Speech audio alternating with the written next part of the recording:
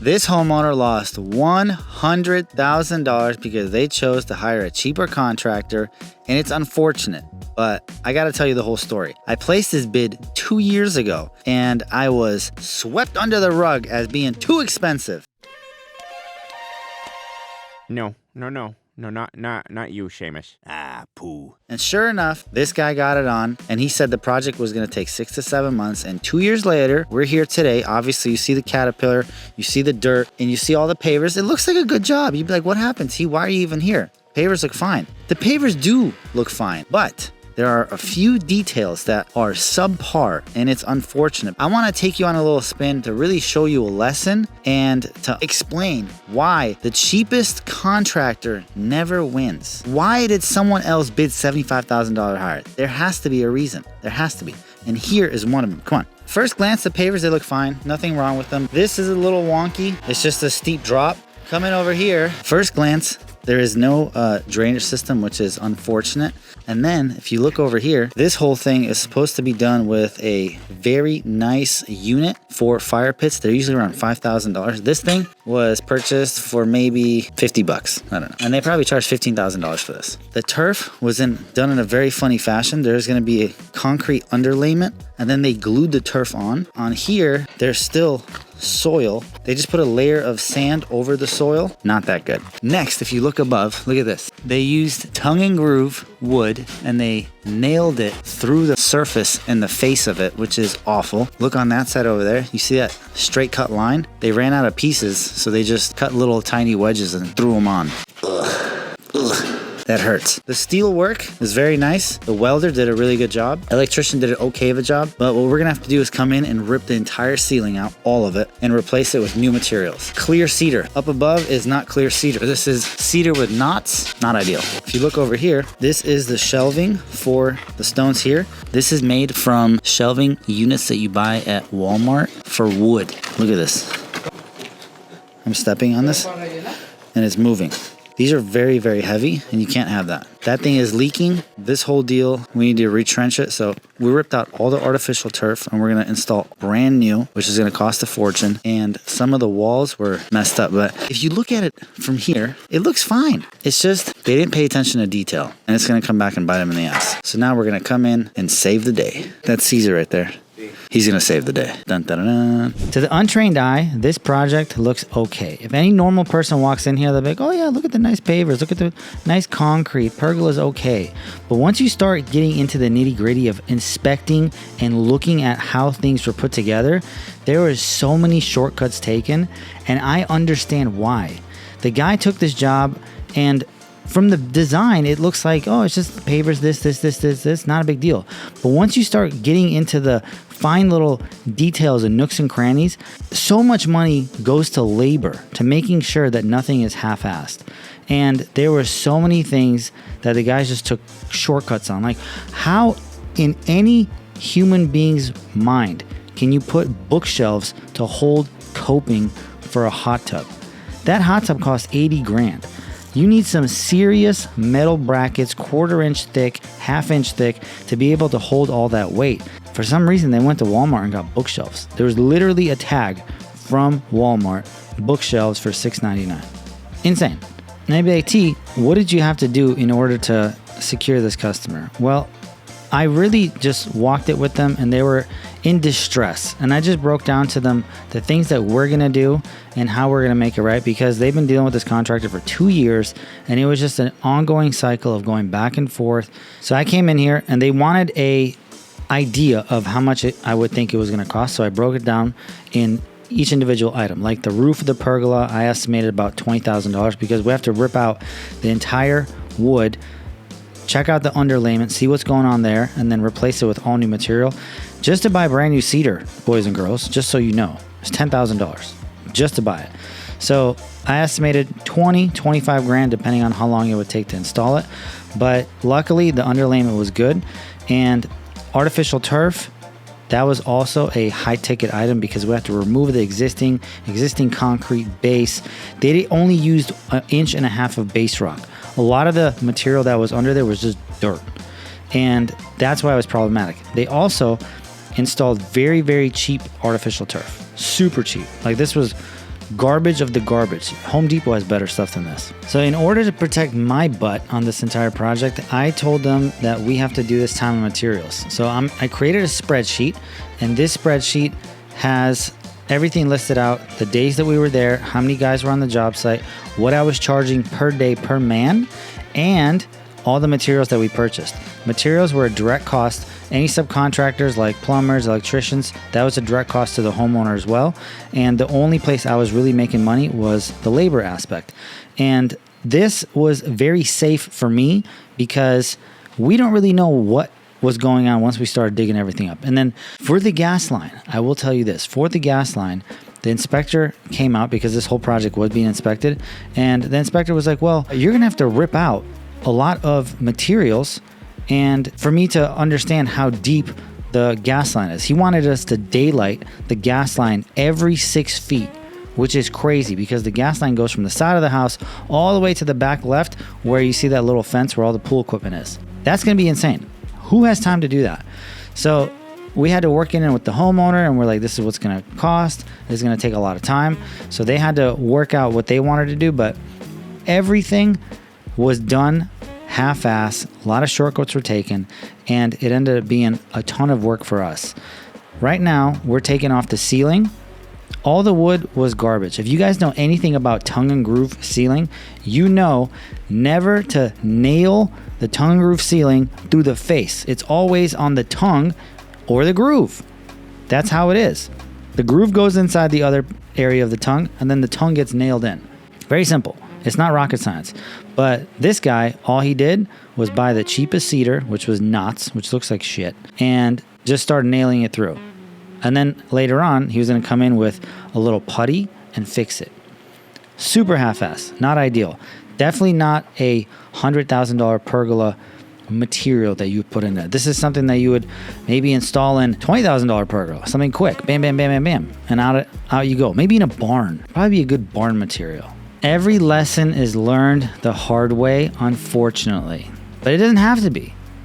Lessons don't have to be learned the hard way. You can learn lessons the easier way by doing a little bit of research and figuring out what materials go where. The good thing is this homeowner was actually fantastic. It was a husband and a wife, and they were fantastic. They were very understanding, but they were very frustrated. So the contractor can definitely take advantage of someone if they don't know what's going on in the project. And this is exactly what happened in this scenario until the homeowner was like, man, this doesn't look right. This doesn't look right. This doesn't look right. And they start doing their own research and they're like, well, WTF, bro? What is going on here? I didn't pay this much money to have shitty work done. And this was exactly the case. So when we came in, I already have learned my lessons about the pergola, the pavers, the turf. I've learned all these lessons. And this is why it's good to hire someone with experience or hire someone that has people working for the company that already have experience where they don't take shortcuts. This is why it's really important to hire the right company in the beginning. Every single time where I've tried to save money on something, it's always ended up biting me in the ass. Perfect example, that fire pit. So with the existing element that they installed, it was a lot of like poofy fire coming out. It was really weird. They turned it on for me and it seemed like there was air in the lines, but there wasn't. It was just the fireplace element needs to have some kind of regulator that regulates the air and gas mixture or whatever it is, and it needs to be substantial. It needs to be something fancy. So we had to go out there and buy a element that cost $5,000. Yes, just for the element, not for labor. For me to buy the element, five grand. It was crazy. So the homeowner, after we installed it, they said, wow, this thing is fantastic. Yes, it's how it should be done. And you guys might be thinking, you're like, 15 grand for a fireplace, that sounds crazy. But when the element is $5,000, it's not. Especially, you got to think, where's the gas coming from? A plumber is going to charge you $120, $150 a linear foot to install a gas line. And he has us trench it. In this particular case, everything was trenched already, but the plumber came out and he charged the homeowner, I think, $800 to connect it and do all the right fittings and do everything correctly, because the previous guys, they used galvanized fittings that were rusted, no tape, just super half-ass and very dangerous. to be honest. Very dangerous. Now, I want you to pay attention to one thing here is all the plastic. Every single time you do any kind of pergola work with wood, staining, cutting, sawdust, you have to lay plastic on the pavers because sawdust will actually leach into the pavers if it gets a little bit wet. And good luck, bub. That is stained for life. Those sawdust stains are not coming out of white pavers, whatever you do, no chance. It'll turn yellow, and the homeowner, that's the first thing that you'll see when you walk onto the property, stains. So, you'd be like, what? Ask me how I know. Exactly what happened to us. We didn't cover the pavers with plastic. We started cutting, and the next day, dew came out, and it started cooking, and the stain was just so obvious. So what I have to do, take the pavers out and replace them. That ended up costing me thousands of dollars in labor and materials. It was not fun. Look how slow the process is to install this roof. Now, the pergola was already done, and we inspected everything. The foundation of the pergola and the structure of it was done great, but the material, look how much better it's looking right now. This is clear grade A cedar stained once. That's right. This is some good shit. No cheap stuff, and it looks fantastic. I like the contrast of the very light pieces of wood to the very dark pieces of wood. It gives it a nice pop. It gives it character. This is what it's supposed to look like. And if you're watching this, you're like, well, dude, I don't even know how to do this stuff. Don't do it. Stay away from this kind of thing. If you don't know how to do it, start with something small. We figured this out because I hired a sub. The bill was $50,000 from the sub to build a pergola for me. What did the sub do? He did pergola. He did a bunch of half-assed stuff. And then he installed the wood really, really poorly. The homeowner got mad, and we had to rip everything out, and we had to do it ourselves. That's how we learned. That mistake ended up costing me 60 grand. Fortunately for me, I didn't lose money on that job. I still made $50,000 profit on that job, but it was a $420,000 project. And I was expecting to make at least 100, but we made a light 50 grand.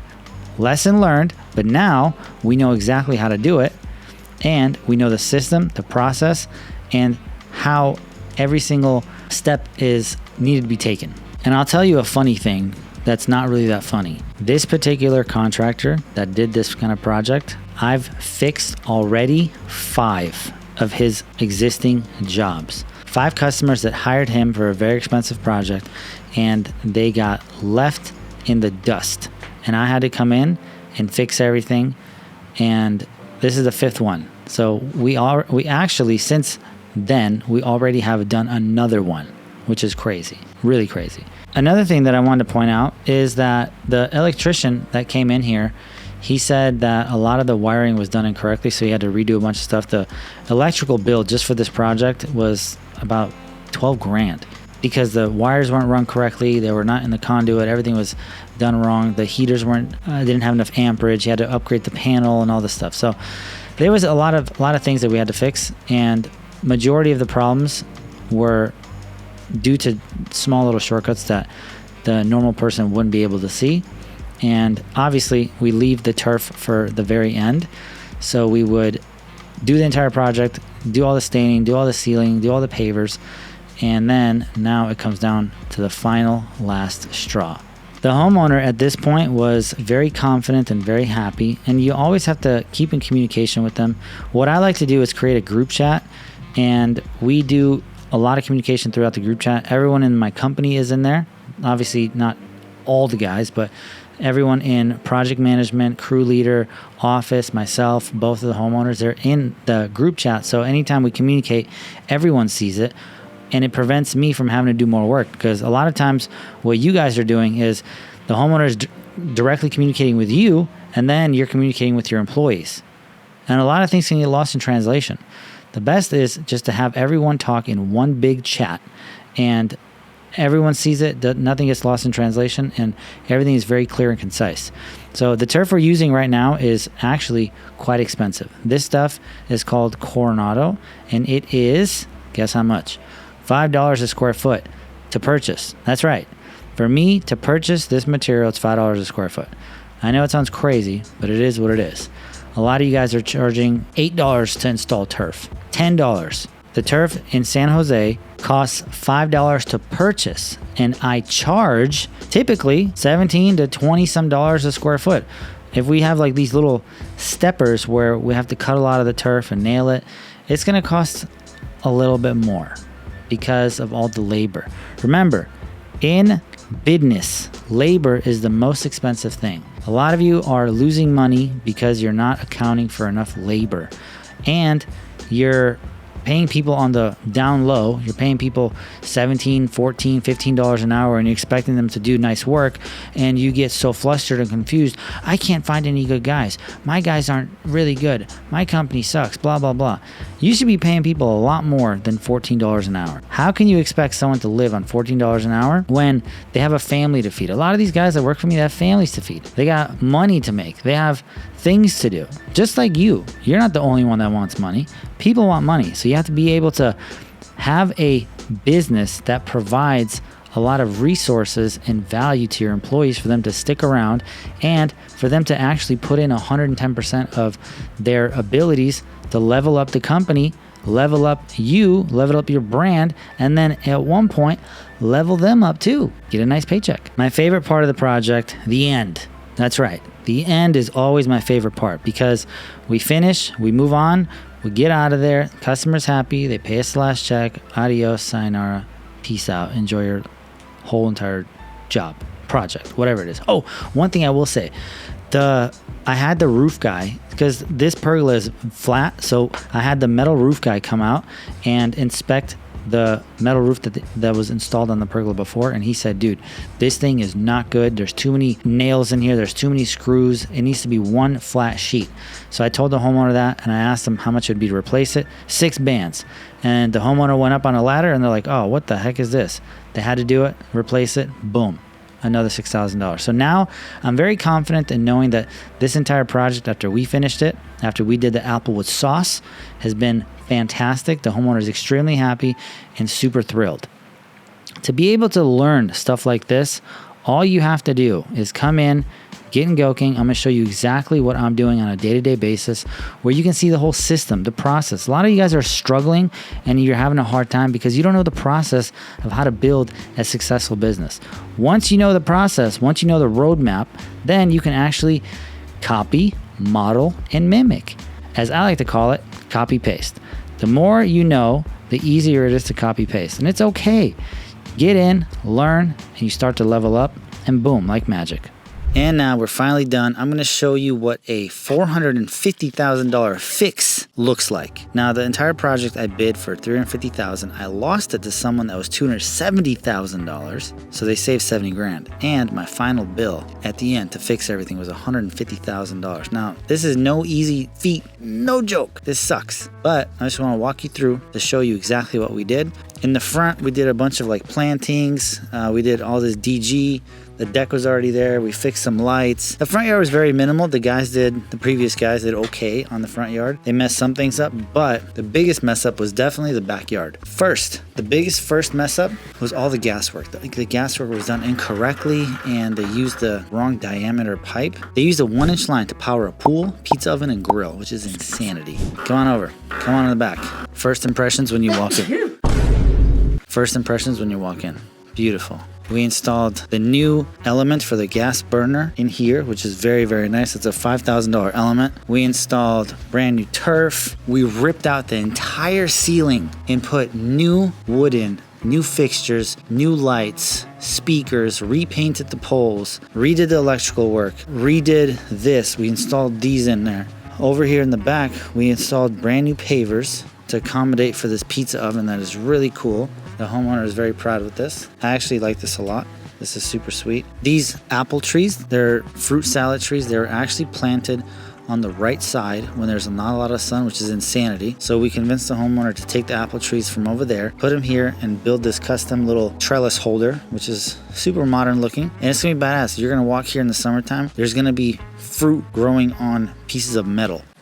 you're gonna take it down. The pavers were messed up. We had to redo a lot of them. If you see here, there's a big discoloration difference because these are brand new pavers. These are old pavers. Nothing you can do about that. The turf was complete trash. They installed turf from Walmart, from Home Depot, from Ace Hardware. It was like $2 a square foot. We ripped it all out, fixed it, put very expensive $5 a square foot material in here, which is super nice, very, very real. The fountain was up. We fixed the fountain. It was leaking. There's a whole bunch of problems here that we had to come in, step in, and fix. Obviously, I don't do anything with pools or hot tubs, but they had a massive problem with this. All in all, boys, I'm telling you, now the customer understands, and they're actually really, really cool to work with. They were super understanding. You never, ever, ever, ever save money when you get a deal. There's no deals. The deal is you pay. That's the deal. For you to be able to pay for something and you just do it, that's the deal. Not give me money off, not half off, none of this bullshit.